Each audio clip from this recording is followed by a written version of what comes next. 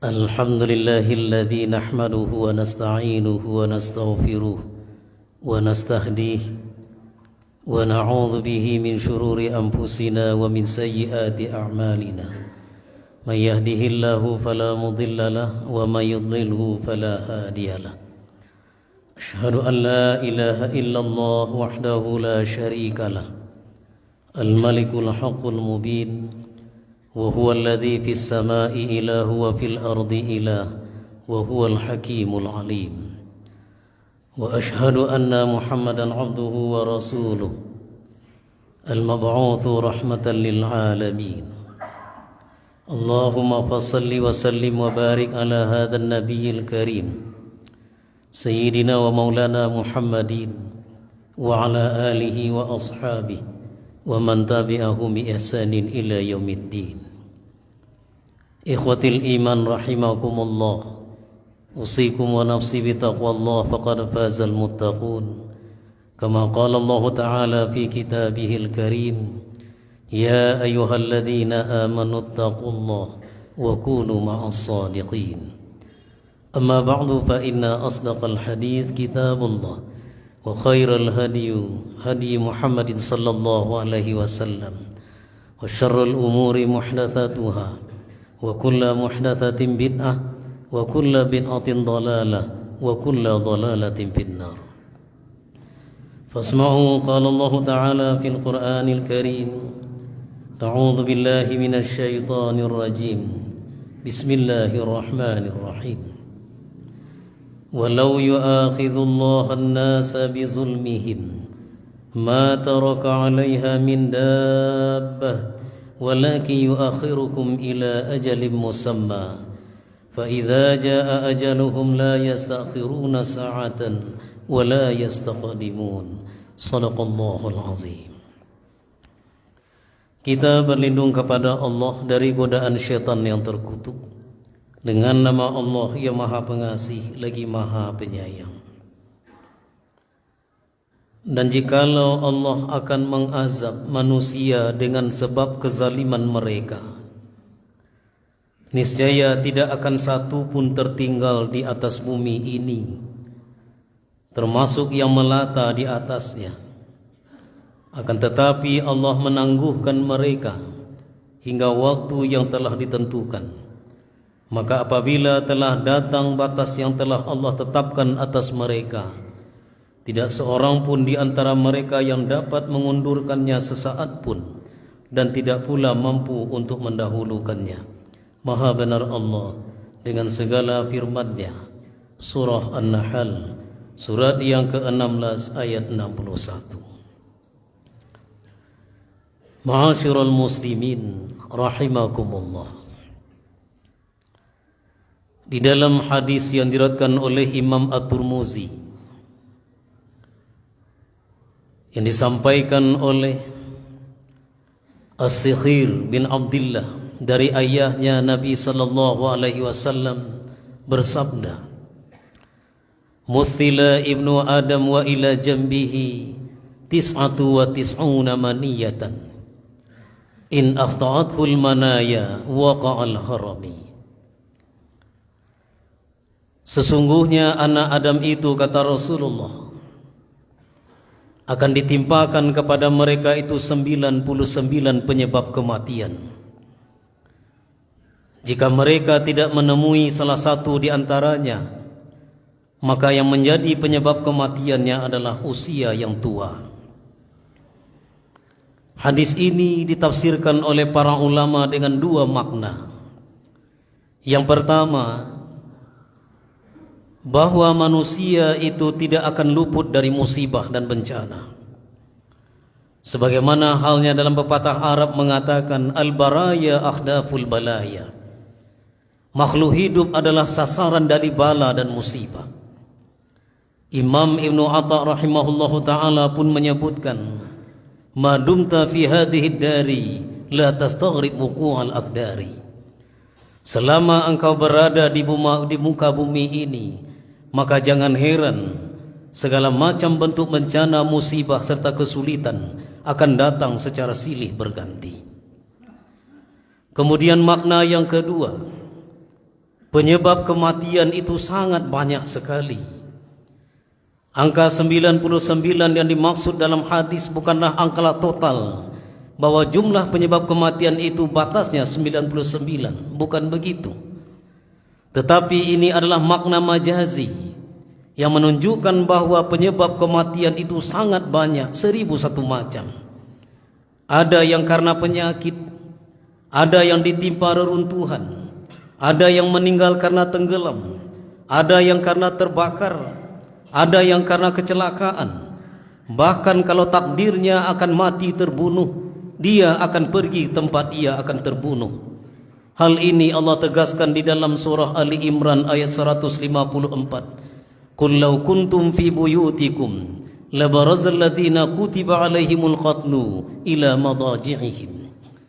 Katakanlah hai Muhammad, walaupun kamu berada di dalam rumahmu, sungguh akan keluarlah orang-orang yang telah ditetapkan untuknya mati terbunuh, ia akan pergi ke tempat ia terbunuh. Kaum muslimin yang dirahmati Allah, Imam Athahillah mengatakan bahwa di dalam kehidupan ini ada dua makam yang Allah tentukan. Di antaranya yang pertama ada namanya makam tadrij, yaitu segala sesuatu yang telah ditetapkan oleh Allah Azza wa Jalla. Kemudian yang kedua ada makam asbab. Ada sesuatu itu terjadi karena hal ada penyebabnya atau kerananya. Maka kaum muslimin yang dirahmati Allah, menyikapi fenomena musibah yang terjadi di negeri kita khususnya belakangan ini, mari kita kembali mengkaji apa hikmah di balik musibah tersebut. Karena banyak sekali lontaran ucapan kata-kata yang tidak bertanggung jawab, termasuk postingan-postingan di Facebook yang padahal mereka tidak tahu sama sekali, seolah-olah merasa suci dan benar, dan menuduh kelompok tertentu atau perorangan lain melakukan perbuatan dosa dan maksiat, sementara ia lupa dengan diri dan keluarganya sendiri. Maka kaum muslimin yang dirahmati Allah, berhati-hatilah dengan segala ucapan dan tindakan, perbuatan, bahkan juga dengan gerakan jari tangan, karena semuanya nanti akan dipertanggungjawabkan di hadapan Allah kelak di mahkamah Allah yang maha adil. Kaum muslimin yang dirahmati Allah, ada beberapa hikmah kata para ulama. Di antaranya, musibah atau bencana yang Allah turunkan itu tujuannya adalah agar kita kembali kepada pelukan kasih sayang dan ampunan Allah. Bukankah Allah mengingatkan di dalam surah Ar-Rum, surat yang ke-30 ayat 41, Zaharal fasadu fil barri wal bahri bima kasabat aydin nas liyudhiqahum ba'dalladzi amilu la'allahum yarji'un. Telah jelas dan nampak kerusakan di darat dan di laut, itu akibat dari ulah perbuatan manusia itu sendiri, agar kami rasakan kepada mereka sebahagian kecil dari perbuatan yang mereka lakukan, dan agar mereka itu kembali kepada jalan Allah, jalan yang benar. Kemudian yang kedua, agar kita dapat memahami bahwa alam ini juga hidup, alam ini juga bergerak atas perintah Allah Subhanahu wa ta'ala. Allah mengingatkan di dalam Al-Quran, di dalam surah An-Naml ayat 88, wa taral jibala tahsabuha jamidatan wa hiya tamurru marras sahab. Dan engkau lihat gunung-gunung, di mana engkau mengira gunung itu hanya diam di tempatnya, padahal gunung itu juga bergerak sebagaimana bergeraknya awan. Maka kaum muslimin yang dirahmati Allah, semua yang ada di alam ini merupakan tentara Allah yang siap untuk bergerak atas perintah dan izin dari Allah Azza wa Jalla. Kemudian yang ketiga, dari musibah dan bencana yang Allah turunkan, ini juga merupakan pelajaran bagi kita bahwa ada rahasia besar Allah di balik kematian. Tidak seorang pun yang tahu kapan dia akan meninggal dunia, di bumi mana dia akan diwafatkan, apa yang menjadi penyebab ia mati, kemudian apakah dia itu matinya dalam keadaan husnul khatimah atau justru sebaliknya su'ul khatimah. Itu semua adalah rahasia Allah. Dan ini adalah pelajaran bagi kita semua yang masih diberi kesempatan oleh Allah untuk hidup. Jangan kita mengira kita yang masih hidup ini merupakan bukti kasih sayang Allah. Belum tentu. Karena kita ini mungkin masih banyak dosa. Allah masih berikan kesempatan untuk kita untuk bertaubat kembali kepadanya. Lalu bagaimana dengan orang yang telah diambil oleh Allah? Boleh jadi mereka itu berada dalam rahmat Allah. Bukankah Nabi SAW mengingatkan bahwasanya di antara mati syahid itu bermacam-macam. Selain dari orang yang meninggal di medan jihad, ada yang mati syahid itu kata Rasulullah karena tenggelam, ada yang karena ditimpa reruntuhan, ada yang meninggalnya itu karena membela keluarga dan hartanya, ada yang karena pecahnya pembuluh darah di paru-parunya, ada yang meninggal karena sakit perut, dan ada pula di antara mereka itu yang meninggal karena terbakar, dan juga hal-hal yang lain yang mereka ini menanggung penderitaan yang luar biasa sebelum nyawanya berpisah dari badan. Maka kaum muslimin yang dirahmati Allah, kita yang masih hidup ini janganlah membangga dengan apa yang kita dapatkan, karena musibah ini tidak hanya dosa menjadi penyebabnya. Kalau memang karena kezaliman manusia, pasti dunia ini sudah habis sejak dahulunya. Itulah yang Allah isyaratkan di dalam ayat yang telah khatib bacakan pada awal mukaddimah khutbah kita pada hari ini. Bukankah Allah mengingatkan, kalau sekiranya karena kezaliman manusia Allah turunkan musibah ini, maka tidak satu pun yang tersisa di bumi ini tertinggal. Bahkan haiwan yang melata pun tidak akan ada lagi karena dosa-dosa manusia. Maka ada musibah itu, kata para ulama, yang memang Allah turunkan karena sudah ketetapan dari Allah, yang Allah tentukan sejak zaman azali, yang telah tertulis dalam kitab Lauhil Mahfuz. Allah mengingatkan di dalam surah Al-Hijr ayat yang keempat, wa ma akhlaqna min qaryatin illa walaha kitabun ma'lum. Dan kami tidak akan membinasakan penduduk suatu negeri kecuali karena telah kami tetapkan pada sebelumnya. Begitu juga peringatan Allah di dalam surah Al-Hadid, surat yang ke-57 ayat 22 dan 23, mengatakan bahwasanya musibah yang Allah berikan itu juga merupakan ketetapan dan ketentuan Allah. Apa di antara tujuannya? Likaila ta'saw ala ma fatakum wa la tafrahu bima atakum wallahu la yuhibbu kulla mukhtalin fakhur. Tujuannya adalah agar kamu jangan berputus asa dari apa yang luput daripadamu atau hartamu yang hilang.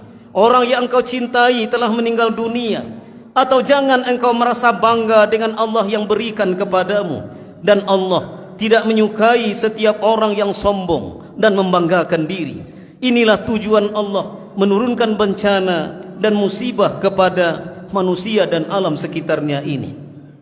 Kaum muslimin yang dirahmati Allah, musibah ini juga Allah turunkan untuk menguji dada orang-orang yang beriman.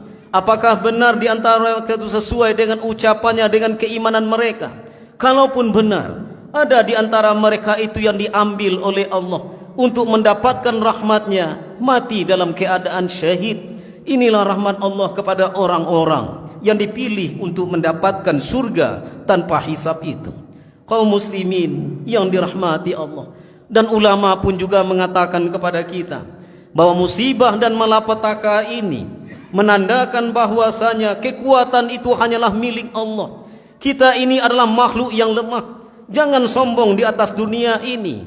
Kita ini makhluk yang tidak berdaya. Tidak ada kekuatan selain daripada kekuatan yang Allah berikan kepada kita.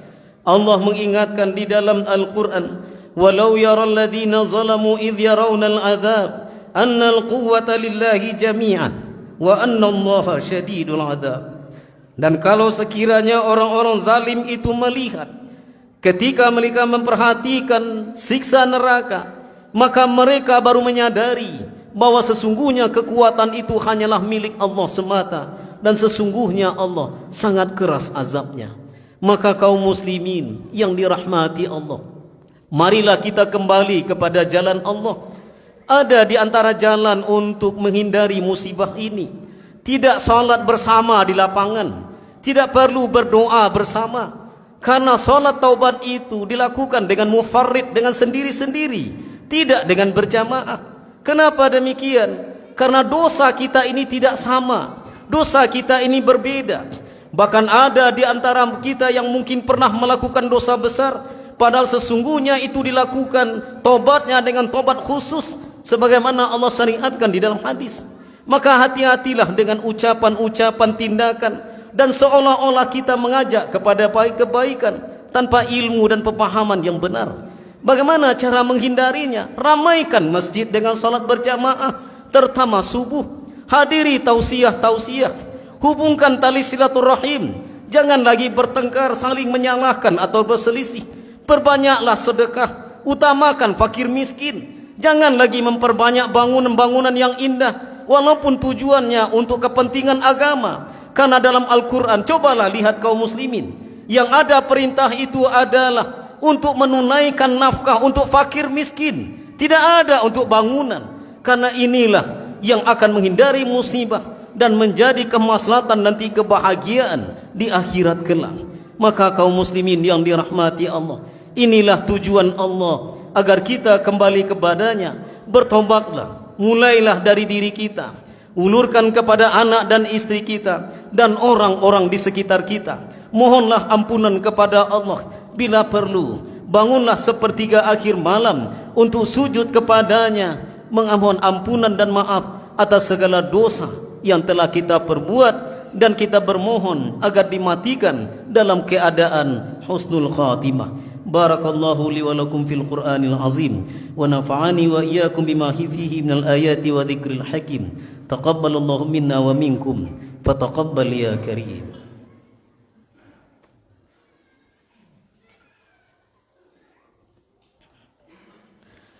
Alhamdulillahilladzi khalaqal mauta wal hayata liyabluwakum ayyukum ahsanu amala. Asyhadu an la ilaha illallah wahdahu la syarikalah, wa asyhadu anna Muhammadan abduhu wa rasuluh alladzi la nabiyya ba'dah. Allahumma salli wa sallim wa barik ala hadzal nabiyil karim sayyidina wa maulana Muhammadin wa ala alihi wa ashabihi wa man tabi'ahum bi ihsanin ila yaumiddin. Amma ba'du, fa ya ibadallah, inni usikum wa nafsi bi taqwallah faqad fazal muttaqun. Ya ayyuhalladzina amanu taqullaha haqqa tuqatih wa la tamutunna illa wa antum muslimun. Qala Allah ta'ala fil Qur'anil Karim, na'udzu billahi minasy syaithanir rajim. Bismillahirrahmanirrahim. Wattaqu fitnatan allati la tusibanna alladhina zalamu minkum khassah wa'lamu annallaha syadidul iqab. Dan hendaklah kamu takut azab Allah, siksa Allah yang tidak hanya ditimpakan kepada orang-orang zalim di antara kamu saja. Dan ketahuilah bahwa sesungguhnya Allah sangat keras azabnya. Maha benar Allah dengan segala firman-Nya. Surah Al-Anfal ayat 25. Innallaha wa malaikatahu yusalluna 'alan nabi ya ayyuhalladzina amanu sallu 'alaihi wa sallimu taslima. Allahumma salli 'ala Muhammad wa ali Muhammad kama sallaita 'ala Ibrahim wa 'ala ali Ibrahim wa barik 'ala Muhammad wa 'ala ali Muhammad kama barakta 'ala Ibrahim wa 'ala ali Ibrahim fil alamin innaka Hamidum Majid. Allahumma ighfir lil muslimina wal muslimat wal mu'minina wal mu'minat al ahya'i minhum wal amwat bi rahmatika ya arhamar rahimin. Allahumma rabbana zalamna anfusana wa illam taghfir lana wa tarhamna lanakunanna minal khasirin. Allahumma ighfir lana dhunubana wa liwalidina warhamhum kama rabbawna shighara. Allahumma idfa' 'anna al-ghala wal bala wal waba wal fahsya'i wal munkar والسيوف المختلفا والشدائد والمحان ما ظهر منها وما بطن من بلادنا هذا خاصة ومن بلدان المسلمين عامة إنك على كل شيء قدير. ربنا لا تزغ قلوبنا بعد إذ هديتنا وهب لنا من لدنك رحمة إنك أنت الوهاب. اللهم اختم لنا وأعمالنا وأجلنا بحسن الخاتمة ولا تختم علينا يا الله بسوء الخاتمة. وصلى الله على خير خلقه محمد صلى الله عليه وسلم وعلى آله وصحبه وسلم والحمد لله رب العالمين وأقيم الصلاة. الله أكبر